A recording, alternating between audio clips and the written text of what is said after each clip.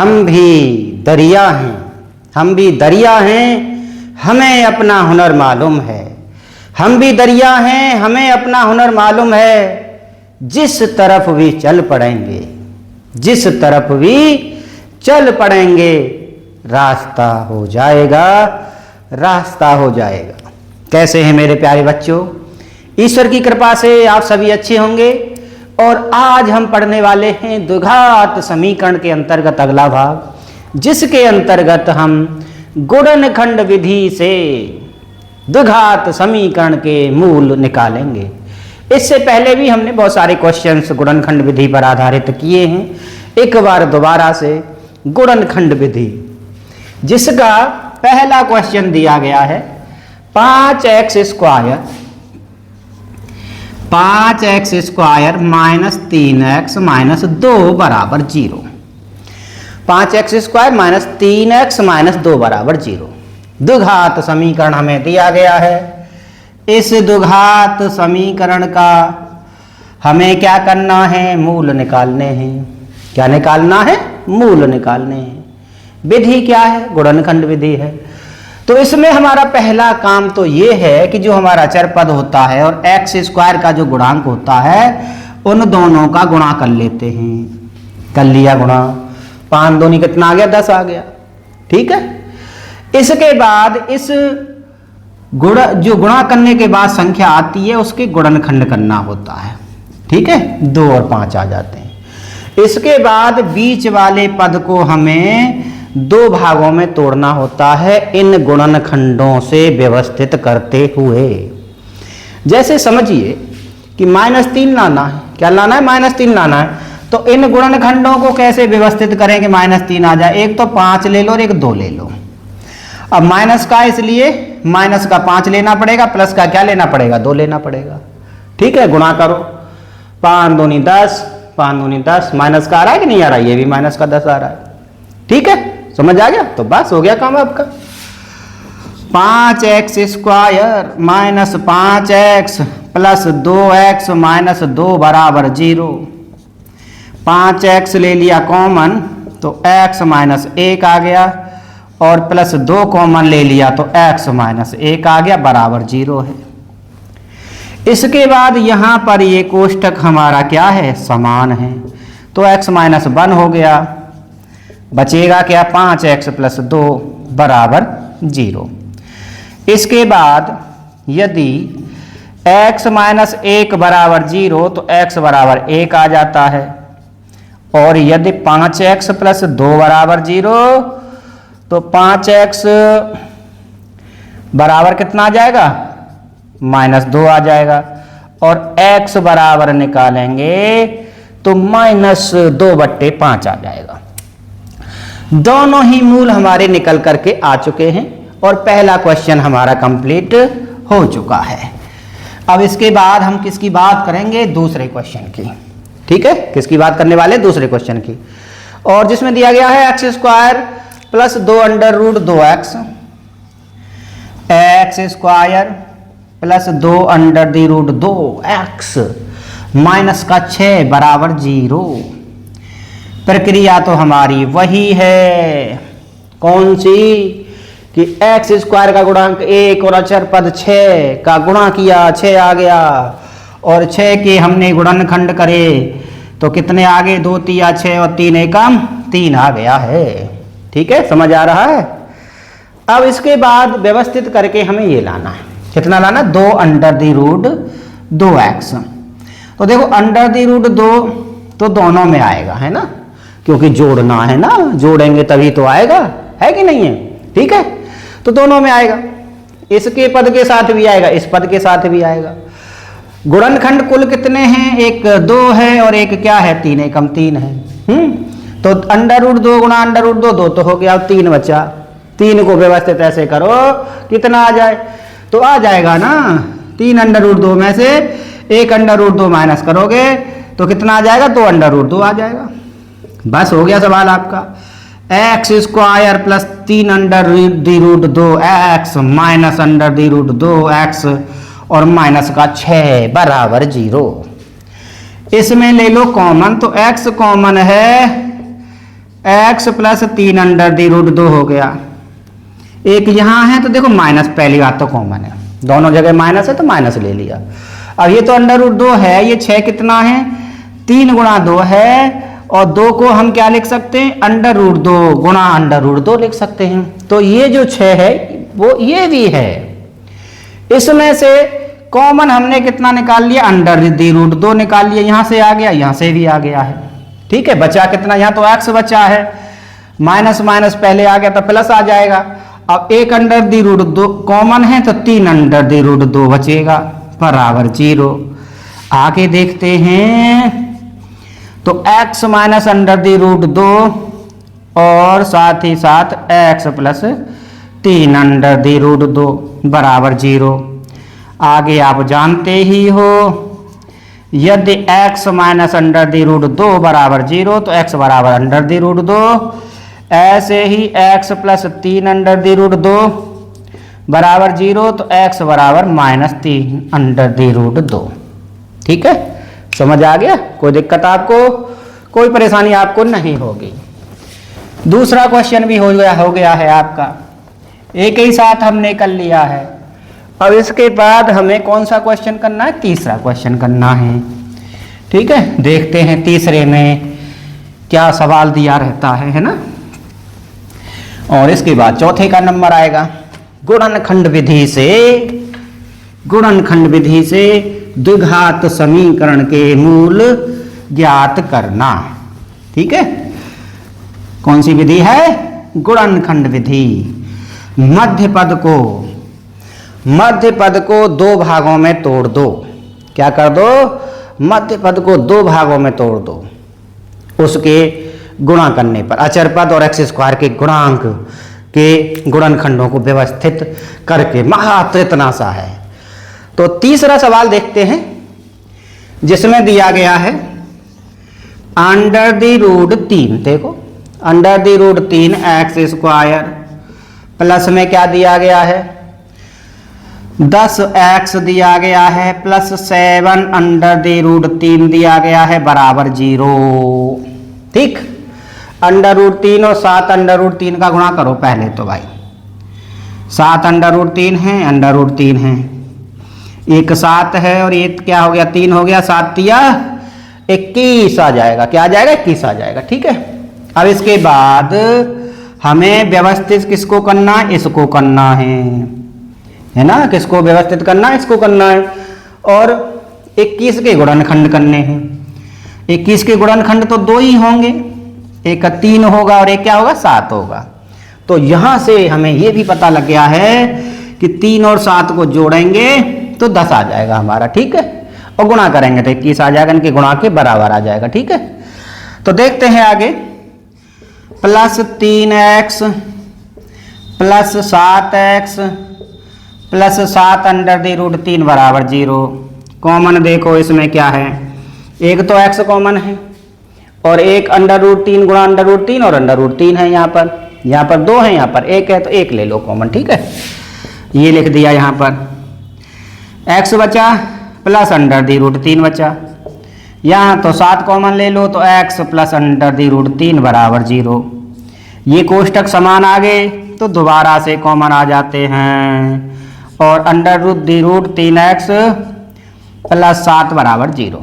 अब इसके बाद x plus under the root 3 बराबर 0 तो x बराबर माइनस अंडर दी रूट 3 और ऐसे ही बराबर 0 आए। दूसरा कोष्टक 0 के बराबर है तो अंडर दी रूट 3x बराबर माइनस 7 और x बराबर माइनस 7 बट्टे अंडर दी रूट 3। कौन सा क्वेश्चन हो गया तुम्हारा, तीसरा हो चुका है। अब तीसरे के बाद हम किसकी बात करने वाले हैं, चौथे की बात करने वाले हैं। बहुत ही सरल क्वेश्चन विधि है हमारी गुणनखंड विधि। 3x square 3x square minus का 14x और माइनस का 5 बराबर 0। 3x स्क्वायर सेम लिख दो पहले तो। ठीक है, और 5 या 15 को गुणनखंड करके माइनस 14 लाना है तो बहुत ही सरल है, माइनस का 15x और प्लस का x घटाएंगे कितना आ जाएगा, -14 आ जाएगा, और गुणा करेंगे तो 15 आ जाएगा, 15 गुणा 1, 3x कॉमन हो गया, यहाँ पर बचा कितना x -5 प्लस 1 कॉमन हो गया x -5। कोष्ठक बराबर आना जरूरी है, कोष्ठक बराबर नहीं आ रहे तो इसका मतलब कहीं ना कहीं तो गलती है। पहला कोष्ठक बराबर के 0 कर दो तो x बराबर 5 आ जाएगा, दूसरा कोष्ठक भी बराबर 0 के कर दो, 3x बराबर -1 और x बराबर -1/3। कितने क्वेश्चन हो गए आपके, 4 क्वेश्चन हो चुके हैं और आपको समझ में भी आता जा रहा है। ठीक है, अब इसके बाद हम कौन सा करेंगे, 5वां क्वेश्चन करेंगे। ठीक है, थोड़ा सा एक चीज का ध्यान नहीं रखा हमने कि साइड में होने पर आप वीडियो को रोक करके क्या करेंगे, उसे लिख लेंगे। ठीक है, अगली बार थोड़ा सा ध्यान रखेंगे इस बात का। समझ में तो आपको आ ही रहा होगा, कोई दिक्कत आपको नहीं होगी, बहुत ही सरल क्वेश्चन आपके सामने हैं। गुणनखंड विधि है, फैक्टराइजेशन मेथड। ठीक है, splitting the middle term 9th में भी किया था आपने, और 9th के साथ साथ आपने 10th में भी किया है, दूसरे वाले चैप्टर में बहुत सारे क्वेश्चन, और पूरा ढंग से बताया था कि अगर तीनों प्लस आ जाएं तब क्या केस होगा, 1 माइनस आ जाए तब कैसे होगा, और 2 माइनस आ जाएं तब क्या होगा, कब जोड़ आ जाएगा, कब घटाया जाएगा, सारी चीजें आपको बता दी गई हैं। और क्वेश्चन नंबर अब आपका है 5वां क्वेश्चन देखिए क्या कहता है। 3√5, अच्छे क्वेश्चन है, घबराना मत। 3√5 x²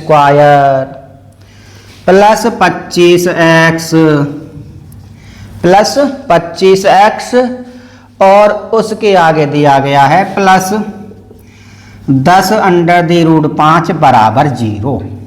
ठीक है, इसको करना है, सवाल को 2 भागों में तोड़ना है। पहले तो इसका और इसका गुणा कर लो भाई, 3√5 गुणा 10√5, 10 तिया 30 और 3 पंजे 15, 150। अब 150 के गुणनखंड करो, चलो 2 से किया 75, 3 से किया 3 दूनी 6 और 3 पंजे 15। ठीक है, 5 पंजे 25 और 5 एकम 5 है ना, 3 दूनी 6 और 3 पंजे 15। ठीक है, 150 है तो 3 दूनी 6 और 6 25 6 का 150 होता है। ठीक है, बिल्कुल सही है। लाना कितना है तुम्हें, 25 लाना है, तो देखो 5 तिया तो 15 हो जाएगा तुम्हारा, और 5 दूनी कितना हो जाएगा, 10 हो जाएगा।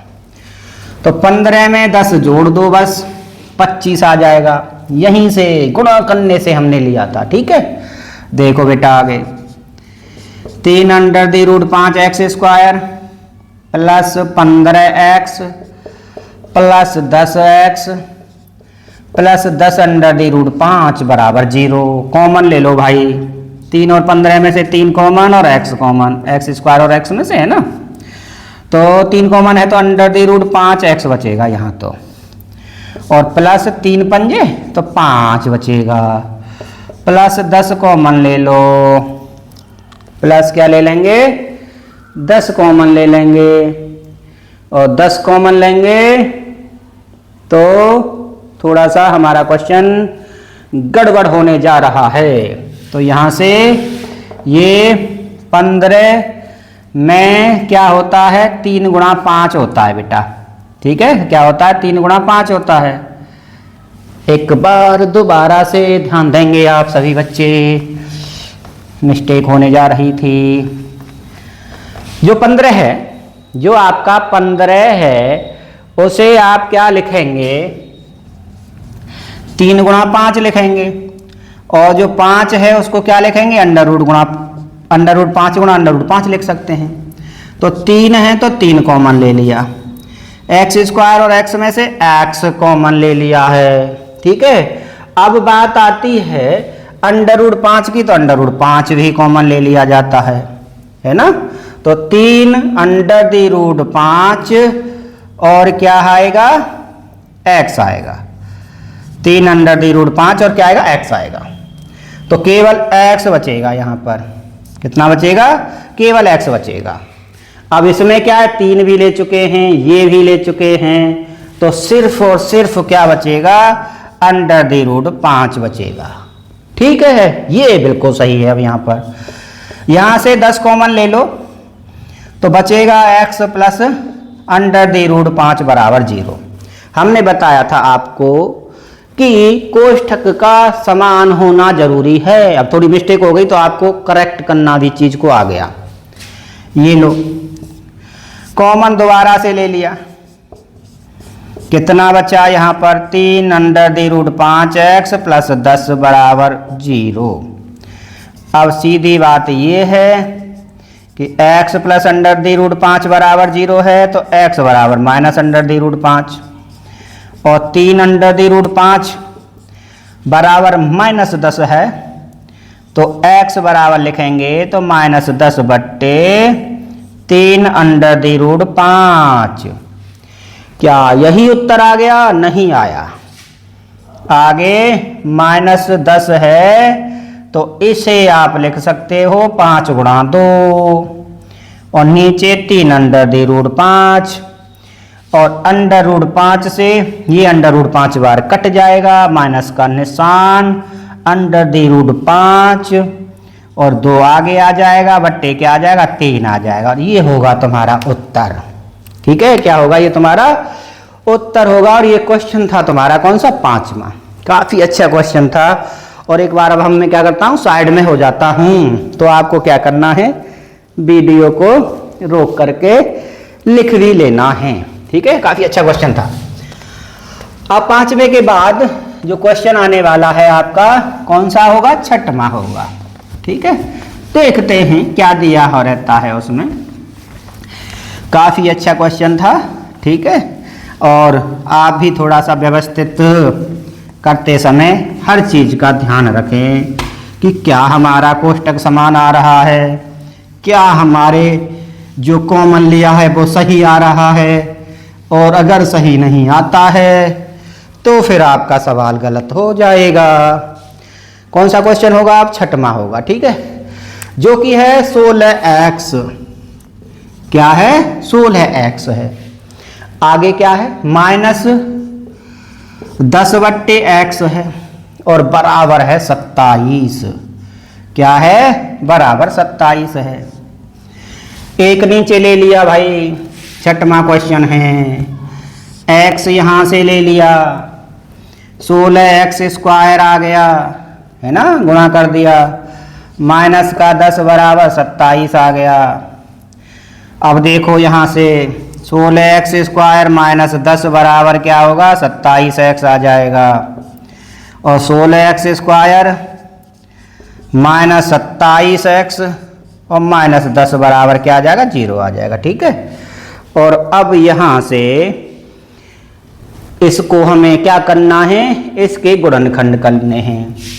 तो देखो क्या है, 16x स्क्वायर माइनस 27x और माइनस का 10 बराबर क्या है, 0। 10 का गुणा 16 से कर दो, 160 आ जाएगा। गुणनखंड कर दो, 2 अट्ठे 16, 2 चकु 8, 2 दूनी 4, 2 एकम 2, 2 पंजे 10 और 5 एकम 5। लाना क्या है आपको, लाना है 27। क्या लाना है, 27। तो इसको व्यवस्थित करिए, कैसे होगा, 2 दूनी 4, दूनी 8, दूनी 16 और 16 दूनी 32, और 32 में से 5 जाएंगे, 12 में से 5 जाएंगे, तो कितने बच जाएंगे, 27 बच जाएंगे। हो गया काम। तो 16x स्क्वायर माइनस का 32x प्लस का 5x और माइनस का 10 बराबर 0। 16 है 32 है तो 16x कॉमन ले लेंगे तो x बचेगा 16 दूनी 32 प्लस 5 कॉमन ले लेंगे x माइनस 2 बराबर 0। x माइनस 2 और 16x प्लस 5 बराबर 0 तो x बराबर 2 आ जाएगा और 16x बराबर माइनस 5 तो x बराबर माइनस 5/16 क्वेश्चन का आंसर आ जाएगा। ठीक है, छठवां क्वेश्चन था। अब इसके बाद हम बात कर रहे हैं किसकी, सातवें क्वेश्चन की। सातवां क्वेश्चन इन सभी क्वेश्चंस से अलग है। ठीक है, अलग है और उस क्वेश्चन बहुत ही सिंपल है, कभी कभी एग्जामिनर दे देता है उस सवाल को। ठीक है, बहुत ही सरल प्रश्न है, इसलिए अभ्यास कराना तो जरूरी है। ठीक है, अभ्यास का हमारे जीवन में बहुत महत्व है। जितना अभ्यास करेंगे उतना ही उस पर क्या आ जाती है, परफेक्शन काम में आ जाती है। ठीक है, तो क्वेश्चन नंबर कौन सा है, सातवां है। देखते हैं क्या है। X square minus under the root 3 plus 1 into x, under the root 3 plus 1 into x plus under the root 3 बराबर 0। अब ये एक्स स्क्वायर, अब इसका गुणा दोनों में हो रहा है ना, कर दो अलग अलग, क्योंकि कॉमन लेने के लिए हमें 3 पद नहीं 4 पदों की आवश्यकता होती है। 4 पद इसमें दिए गए हैं, इतनी सी बात है इसमें। ये हो गया, माइनस का x हो जाएगा प्लस अंडर द रूट 3 बराबर 0। x ले लो कॉमन तो x minus under the root 3 और माइनस 1 कॉमन ले लो तो फिर x minus under the root 3 बराबर 0। x minus under the root 3 और x माइनस 1 बराबर 0। x minus under the root 3 बराबर 0 तो x बराबर अंडर द रूट 3 और x माइनस 1 बराबर 0 तो x बराबर कितना आ जाएगा, 1 आ जाएगा। और अब आता है तुम्हारा क्वेश्चन नंबर 8वां। वो क्या है, x square minus under the root 2 plus 1, ऐसा ही है, x plus under the root 2 बराबर 0। वही गुणा करना है दोनों पदों का अलग अलग। एक्स स्क्वायर ये आ जाएगा minus under the root 2x और माइनस का x plus under the root 2 बराबर 0। दोनों में कॉमन x है तो x minus under the root 2, minus 1 common इसमें तो x minus under the root 2 बराबर 0। x minus under the root 2 और x माइनस 1 बराबर 0। अब क्या करना है, यदि x minus under the root 2 बराबर 0 तो x बराबर अंडर द रूट 2, ऐसे ही x माइनस 1 बराबर 0 तो x बराबर 1। ठीक है, और अब हम थोड़ा सा साइड में होते हैं तो आप क्वेश्चन को क्या करेंगे, लिख भी लेंगे वीडियो को रोक करके। और अगला क्वेश्चन आपके सामने है, कौन सा, 9वां क्वेश्चन। ठीक है, कभी कभी क्या है हम सीधे इसको रफ कर देते हैं ना, तो फील होता है कि आप इसको रोक नहीं पाएंगे वीडियो को और लिख नहीं पाएंगे। ठीक है, तो इसलिए थोड़ा सा सेकंड्स आपके लिए देते हैं। और अगर आपको लगता है कि हमारा टाइम वेस्ट हो रहा है तो आपके पास ऑप्शन है, आप स्पीड बढ़ा सकते हो।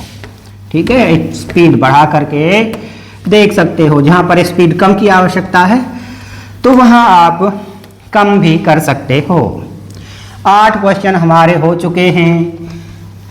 द्विघात समीकरण का गुणनखंड विधि से हम क्या कर रहे हैं, गुणनखंड ज्ञात कर रहे हैं।